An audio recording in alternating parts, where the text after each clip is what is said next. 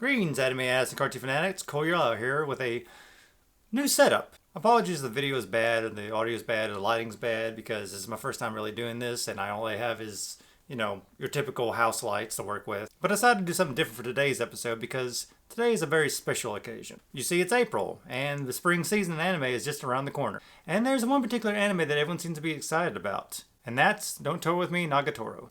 Now some of you may expect me to be excited about this because as you can tell, I'm a big Teasing Master Tataki-san fan. But you'd be dead wrong. But this particular anime has controversy as well as hype, just like Uzaki-chan had last year. And I was going to make a video on that series, comparing the two different sides of the argument of whether it's the best thing ever or the worst thing ever, and basically tell both sides that both of them are crazy. But then I heard that the author retweeted things saying that the storming of the Capitol was done by Antifa, not Trump supporters. So, yeah, I want nothing to do with Uzaki-chan. But if I'm wrong and that was false information, let me know and maybe I'll talk about it one day. But as far as Don't Tour With Me Nagatoro, I am not watching that. Main reason because unlike Uzaki-chan, I actually read the manga.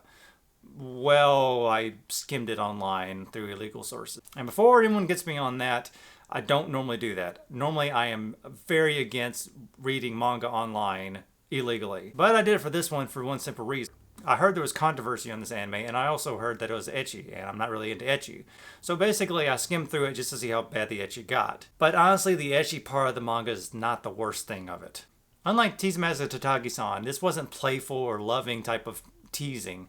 This was actual bullying. I mean, Nagatoro picks on this dude to the point of crying twice. But she shows no remorse for this. She just wipes away the tears mockingly. And she spends the rest of the manga just following the dude constantly and just bullying him. And this manga, I think, was trying to convince us that she liked him, but no, this is not any type of affection. This is just picking on a dude for his insecurities about being a loner and just drawing manga and just simple, normal things that are just normal today. I remember there was one point in the manga where they had her bothered that her friends were picking on him as well, and I thought maybe the manga was trying to say that she actually liked him and she was jealous, but no, that's not what was going on. She was simply mad that her toy was taken away. And honestly, I just couldn't stand this manga at all. I don't understand why anyone liked it. And I know a lot of people like to say, but Ko, don't you know anything about domination play? Yeah, domination play involves consent, and there was no consent in this whatsoever. Dude never agrees one time to anything that's happening to him. I freaking hate this manga, and it seems a lot of other people hate it too, and it's well justified. And I can't believe this manga got an anime before Komi Can't Communicate. The Nagatoro manga has 10 volumes. Komi has 20. And this gets an anime first? So yeah, no, I'm not happy. And no, I'm not gonna watch this. I tried to avoid this all I could. But even the poster showed up on my timeline and... Actually looks nice. I actually like the colors. Who's making this anime again? Oh, Telecom Animation Film. Same people made Orange, Tower of God, Lupin the Third. And honestly, the poster looks a lot better than any of those shows did. But no, I'm not watching it. I don't care how good they can make the animation. They can't make this character likable to me. I don't even care if she's voiced by Sumire Uzaka, a voice actor I've heard in a few shows I like. You know what? I don't even want to see the trailer. I don't care. But just like the poster, the stupid trailer showed up on my timeline too, and with the audio on this time. So then I had to hear this. 私1年だけど2年じゃあ先輩ですね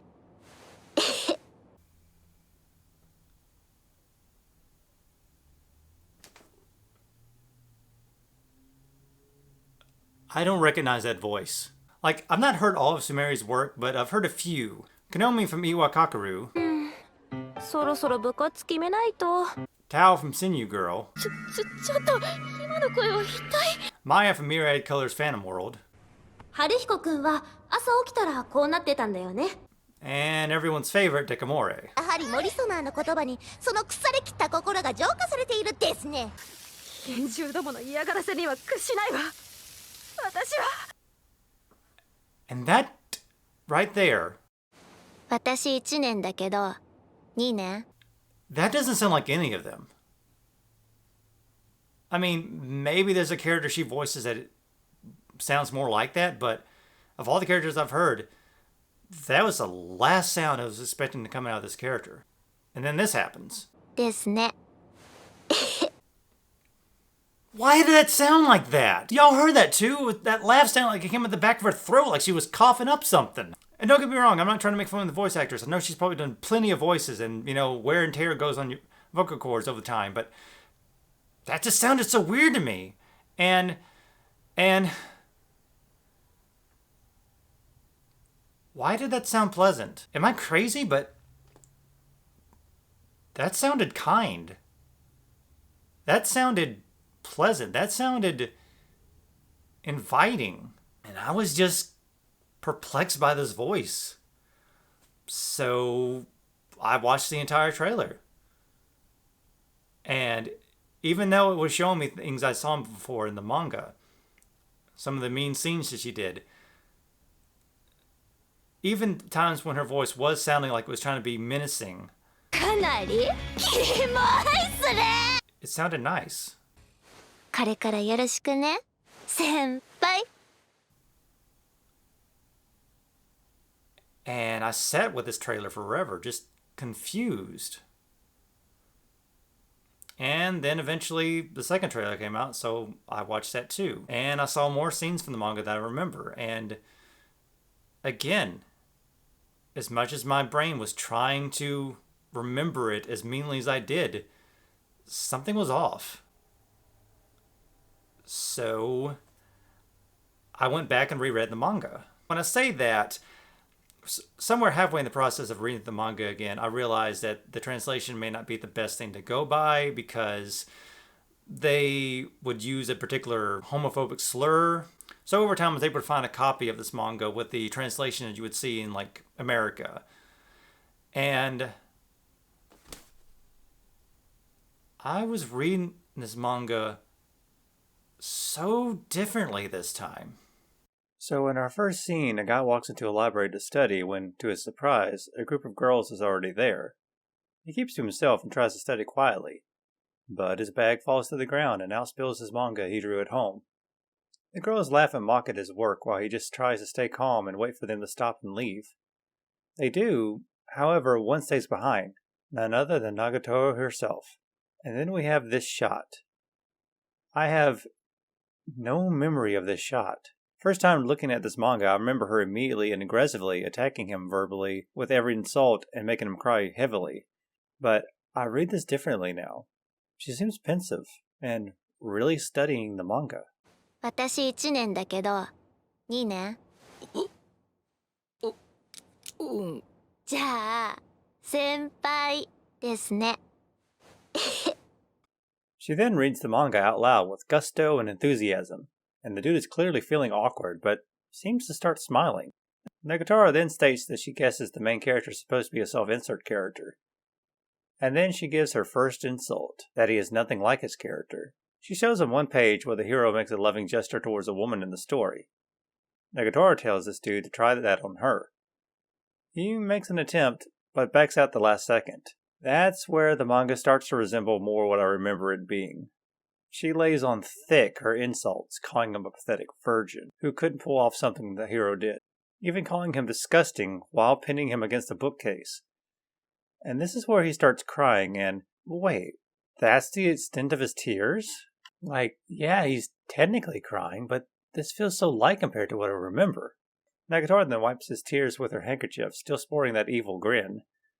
Though something seems different about her look here that I can't put my finger on. And, oh, wait. I said she showed no remorse for making him cry, but she does kind of say sorry by giving him the handkerchief as an apology. And the scene ends with her walking away and him in shock that a younger girl just made him cry, and him remembering her evil grin. That pretty much seems accurate to how I remember this. But then the next page shows this. This image was not in the manga I originally looked at, and I went back to the site I had originally looked at, then a few others, and all of them were missing this art. I asked around, and people seem to say that this is legitimate and not something added in later to the English release. Just something that most sites leave out to post their translation credits instead, or self-promote. But this changes my outlook of this character and her actions greatly. The very fact she seems to be questioning her own actions? Well, it doesn't make her actions right, but it paints her in a better light. The next day he arrives to school after a hard night of trying to sleep while trying to get Nagatoro's mean and intimidating face out of his head. When he hears her call out to him, and... What? I don't remember this panel at all. She doesn't have an evil grin. She doesn't even look smug. This face is like a friend walking up to someone they haven't seen in a while and saying, hey, like nothing ever happened yesterday. She follows him into the art club room and says as an apology she will be his model. She does poke fun at him for not being able to focus on her while drawing, this because he's never faced a girl head-on before. Nagatoro says that if he does a good job, she will reward him. He finishes and she tells him to close his eyes. He thinks it will be a kiss and goes in for it, which she flicks his nose and laughs at him for thinking she would do that. And again she mocks him to the point of crying, pulls away his hands to see his tears, and again I am reading this face so differently than the first time. I saw this as her being triumphant and saying she made him cry, but now I read this as sympathetic. Even here I first read this as mockingly wiping the tears away, but she's saying sorry for making him cry, and he's even trying to say she didn't bully him, which is very odd. Even her body language here seems more kind than overpowering. And again, we have this art of her saying maybe she overdid it, which also wasn't in the version I read before. And without showing too much more of the manga, this is kind of what the manga is from here on out, minus the crying. She just shows up, antagonizes him, pokes fun at his weaknesses and his hobbies, and honestly, just teases him. And I mean that. The more the manga went on, the less like bullying this felt like, and more like simple teasing. Though this is still not the same as teasing Master Tatagi-san, because a lot of these teases are not so innocent. They involve her hiking up her skirt to make him blush, making him draw her while she's in a swimsuit, and even encouraging him to take something back that she took from him by forcing his hand into her skirt pocket. But as forward as she is in these moments, there are times she reveals some sheepishness. Like one time while teasing him, they fall and her hand winds up on his crotch. You'd think how she's been teasing him with sexual things, she'd just run with it, but nope, her hand shoots up very quickly. Another time she teases him on the phone saying she's taking a bath and how he must be thinking of her naked, but accidentally makes it a video call, and when he tells her that she's done that, she is clearly embarrassed.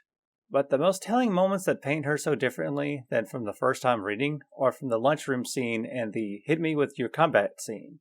The latter is Nagatoro pointing out how Senpai, oh, by the way, the dude never gets a name in the manga as far as I know. She just calls him Senpai and that's all we know him by. Anyway, she points out how he never talks back to her on her insult and actually encourages him to try playing the straight man and responding back with a cut that out or whatever. In prepping him to give it a try, she teases him on honestly something trivial as his hair, and while waiting for a response, he is clearly mad and says, "That's too much." And her response, honestly the most genuinely apologetic I've ever seen her. Like, this was the kind of look that I was hoping for in that first teasing scene. It does turn into an evil grin later, though.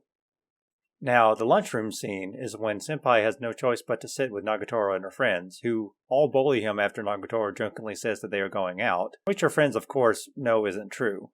They start teasing him, and this is where I talked about earlier, where I think she was mad because she had lost her toy. But now I read this differently. First, one girl jokes that he should date her too. The touching of hands bothers Nagatoro. Then the girls call Senpai a pet, and Nagatoro pets his hair. When another girl tries to do the same, 先輩の頭ベトベトするから触らない方がいいよ。え、あ、うん。 then one of the girls starts cutting a little deeper with her words. Ha! What a riot! And he didn't even fight back. He's worse than a slave. He's an insect. An insect? Oh, now that's bad. Well, just look at him. You can't even call that a man. That is too much. Wait. That's the exact same thing Senpai said to Nagatoro in the other scene, and that happened before this one. Oh my god, did that one moment really hit Nagatoro? Did she actually start realizing what she was doing? It's an interesting theory. Heck, before this she even mentions it directly. Senpai, don't you ever get angry? I mean, I've been giving you a really rough time. The one thing I haven't really discussed is Senpai himself. Like, what does he really think about all this?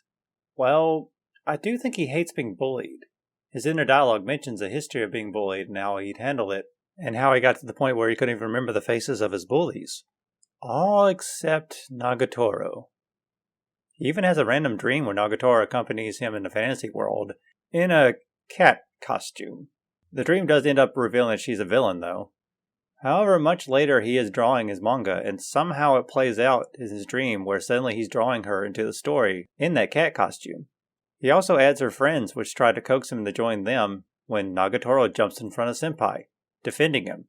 Nagatoro does end up finding these drawings, and her expression is shock, then confusion, then a smile creeps across her face. An evil grin, like the one she has when she knows she has an advantage over him. And she rushes to find him to bully him over it. But this is her expression while searching for him. Just look how lit up her face is. She looks genuinely moved that he drew her like that. By the way, I should mention that everything I've shown is within the first 2 volumes of the manga. I had gotten this version that had all 6 volumes that are out in America right now, but I was only going to read the first 2 because, well, typically in a season of an anime, it normally takes about 2 volumes to make that. So with that, I could get an idea of what the anime would cover. And I was going to read just that to do this video, but I read through all 6. Yeah. I can't believe I'm saying this, but I like this manga now. I genuinely like this manga. I like watching Nagatoro interact with Senpai. The cute, smug way she talks to him. And even the really mean scenes I detested when I read this the first time. Even scenes I can't arguably say are okay from her. I was reading her actions as someone who really was interested in Senpai. Someone who was actually just fascinated by him and didn't know how to deal with it. I can't say this was giving me the same feels that Teasing Master Tatagi-san gave me, but it wasn't the complete opposite I thought it was. So, with all that said, the anime is premiering in 2 days, and I actually plan on watching the first episode and possibly the entire season. Who knows, maybe the anime will actually act out more like my first perception of the manga I had back then, and I'll drop it. Or maybe it will just be as I see the manga now, or heck, even better. But my past prejudices are gone, and now I'm ready to give this one fair... Wait. I remember the show being controversial. But if I was reading into this wrong, what was everyone else's problem with it? I tried looking into that and got some confusing answers. Some say that this will be an anime that will attract the racist anime fans. Okay, I'm not saying racism doesn't exist in the anime community. I mean, heck, just look how people reacted when a black man showed up in the K-On! Movie when the K-On! Screen cap Twitter showed him. But people are suggesting this show whitewashed Nagatoro, or that she's black, but she's not black. She's tanned. The other thing was the fear that this anime would be bringing pedophiles. Well, again, it's a fair argument since there is a problem still in anime, both in fans and the creators, with a pedophile problem, or lolicon is the term they try to mask it with. But even with that bit of ecchi in the manga, what I read was pretty tame and never lingered longer than it needed to in how Nagatoro was teasing Senpai. So again, this seems to be overreacting just a bit. He told me 2 things that I did not know. One is that Nagatoro used to be a visual novel, like a very simple, very simplistic visual novel before it was a manga. And the other one is that Nanashi used to do doujins, and probably still does. Yeah, I made the very uncomfortable investigation into the matter, and yes, the author/artist of Don't Toy With Me Nagatoro, Nanashi, used to do sex doujin and may still do it today. And some of them include the tags like this dude mentioned, as well as the lolicon tag. And the most recent entry that I was completely convinced was actually by Nanashi was from 2 years ago. Or at least it was uploaded on this one site 2 years ago. Nagatoro has been running since 2017. And I learned all this right before making this video. A video where I was going to say that I now like the Nagatoro manga and was now anticipating the anime. And now, I am horribly conflicted. I've always had a problem with lolicon artwork or use in anime, and this became a blistering hate over the years from things I won't discuss here, ever. and conflicted on this. I talked with my friends on Discord about this confliction. Do I feel shame for reading this manga? Do I feel shame if I keep reading? Do I feel shame for watching the anime knowing all this? And honestly, I was kind of surprised at their answers. They say if I wasn't paying for the manga, then from a financial point, I'm in the clear. And saying that judging people on what they read or watch isn't a great thing to do. So honestly, with all that, I'm still going to watch Don't Toy With Me, Miss Nagatoro. Mostly because with anime, you are supporting more than the manga, but the animator, the voice actors, and such. And as for the manga, it's kind of like Senpai. Yeah, the manga he likes has lewd drawings and stuff in them, and sometimes there are dark things related to the things we like. But I am here for other things. The story, the characters, and the little bits of innocence, or more innocent than normal things that we find in this manga. And that's what I'm here for. If you don't want to watch or read this for all those things I brought up, that's fine too. And I'm Yerlow, and as always, stay animated.